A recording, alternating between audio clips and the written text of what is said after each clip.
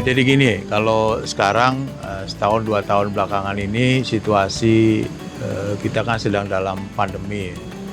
Tentu sebagai anggota DPR, wakil rakyat harus mendengar apa yang menjadi aspirasi dan situasi kondisi masyarakat yang kita wakili.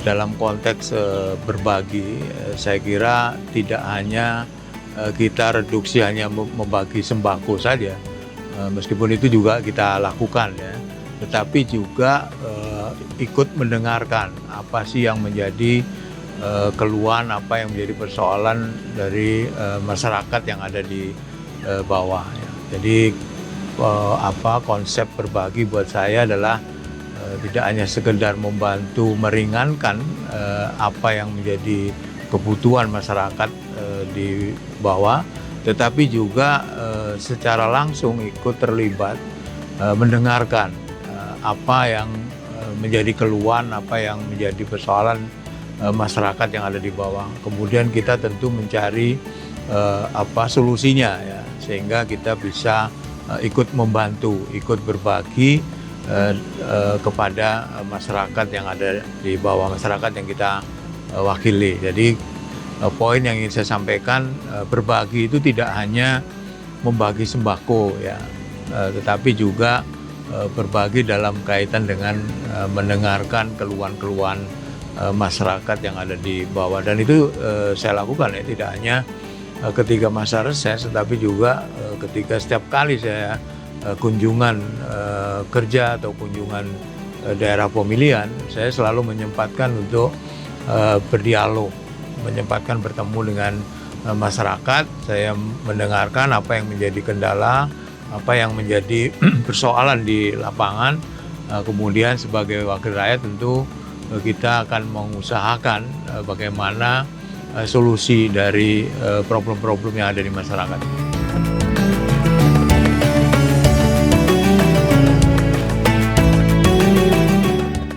Di masa pandemi ini ya, beberapa kali, sekali lagi bukan hanya di masa reses, tetapi juga setiap kali saya ke daerah, saya selain membagi sembako, juga berbagi hal-hal yang berkaitan dengan problem-problem masyarakat di dapil saya. Misalnya mereka butuh irigasi, mereka butuh ada beberapa kejadian ya, yang misalnya ada satu desa yang tidak terairi oleh listrik ya. Itu kemudian juga saya mencoba untuk membantu mengkomunikasikan kepada PLN misalnya, itu salah satu yang saya lakukan ya. Meskipun saya sekarang di Komisi 3 yang tidak bermitra dengan PLN, tetapi saya juga ikut mengkomunikasikan, ikut membantu apa yang menjadi kebutuhan masyarakat yang ada di bawah, selain bagi-bagi sembako tentu saja. Ya, nanti tentu kita lakukan hal seperti itu, tidak hanya buka puasa saya kira, tetapi ada yang lebih, buat saya apa yang lebih mendasar ya, dari kebutuhan misalnya kelangkaan minyak, kelangkaan bahan pokok, bahan makanan yang dibutuhkan misalnya. Kalau itu terjadi, kita ikut membantu untuk mengkomunikasikan itu kepada pemerintah ya. Karena kita kan bukan pemerintah yang punya anggaran untuk itu, tapi kita sebagai wakil rakyat mengkomunikasikan dengan fungsi sebagai anggota DPR, selain membuat undang-undang, juga melakukan pengawasan terkait dengan pemerintah ya, penggunaan anggaran.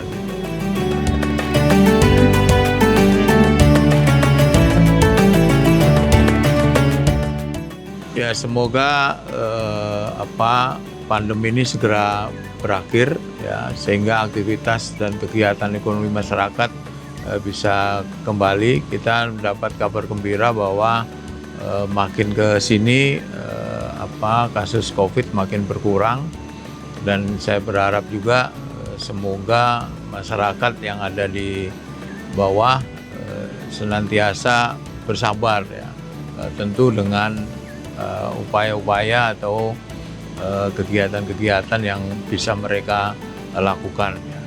Ini yang paling kena kan pandemi ini kan masyarakat yang ada di bawah ya. Selain pekerja harian, kemudian juga pekerja-pekerja yang mendapat upah secara harian. Ya. Ini yang perlu kita perhatikan bersama ya. Sebagai anggota DPR tentu saja itu kita akan selalu mengingatkan itu kepada pemerintah mengenai solusi atau mengatasi problem-problem yang terjadi di masyarakat di bawah.